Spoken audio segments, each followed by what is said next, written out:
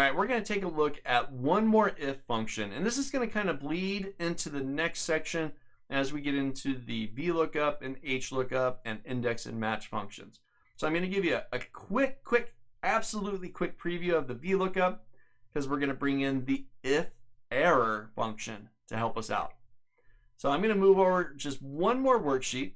This is called the VLOOKUP function worksheet.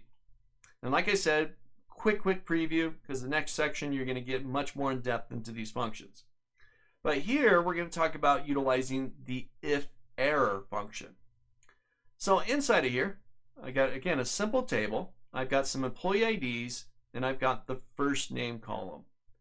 Now, the first name column, if I give Howard a double click here, it's using the VLOOKUP function. And like I said, you're going to talk about this one. You're going to get much more in depth into this in the next section of this course. But the VLOOKUP is using the ID to find the first name inside of this master employee list. This guy right here. It looks through the first column, finds the matching ID. If it finds it, it then returns the first name column back to me. Now, the VLOOKUP's great, but what if it doesn't find a match? Like you have an employee ID that doesn't exist. For example, here I've got these pound NAs. It's returning errors because these cells are empty. They're blank. Well, if I put something in there, let's say I put 100 in there. 100. Now, employee ID number 100 does not exist inside of this list. So it gives me back an error. Well, you know what? I don't like the errors. I don't like to see pound NA, pound value, pound div 0. I don't like to see that, right? It's a legitimate error. It's not even really an error. It just can't find it. It can't find that ID, whether it's empty or something that doesn't exist. So what I want to do is if the VLOOKUP returns an error, then I want to output something else. I want to say something like employee ID not found, right? Something like that. Let me delete out this 100 here. What we're going to do is I'm going to go up to C3, got Howard there, and I'm going to go up to the formula bar top of my screen. Just to the right of the equal sign, I'm going to click there. And essentially what I'm going to do is bring in the IFERROR function, and I'm going to nest the VLOOKUP within that function. Take a look. So I'm just going to say equals, it's already there. I'm going to type in IFERROR, and I'm going to open up a parentheses.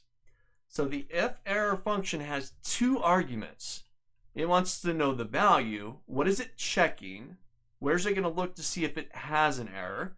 So in this case, our value is going to be the VLOOKUP, that function that's already there. The second thing it wants to know is if there's an error, what do you want it to say? What's the value if there's an error? So here, I'm going to go just to the right of the closed parentheses of the VLOOKUP.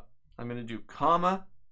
Inside of quotes, I'm going to say imp ID not found. And I'm going to close the parentheses. Oh, you know what?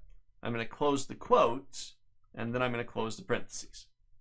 So now we got equals IFERROR, open parentheses. We got the function in there, the VLOOKUP that was already there, comma, and then inside of quotes, this is the message I want to display if there's an error in the VLOOKUP. Then I'll close the parentheses. That's it. I'm going to hit enter. So Howard's still there. 1054, that one exists. So it returned the proper value. But if I copy this down, we've now got employee ID not found where it doesn't find a specific ID. And if I put the 100 back in there, right, an actual value for it to search for, I still get the employee ID not found. If it's an actual value that does exist, like I put 1054, which we know does exist, then it gives me back the Howard. So if error. If there's an error in this, then give me this text, employee ID not found. If there's no error, then just do your normal thing and give me back the proper results. That's it. This is your IFERROR calculation. This is a great one. We talked about templates earlier on in this course. This is a great one to use in templates, right? You delete out all the data, you still got calculations there, and those calculations might give you errors because you got no data in the worksheet. Use the if error to replace the errors with something else. Your if error inside of Excel.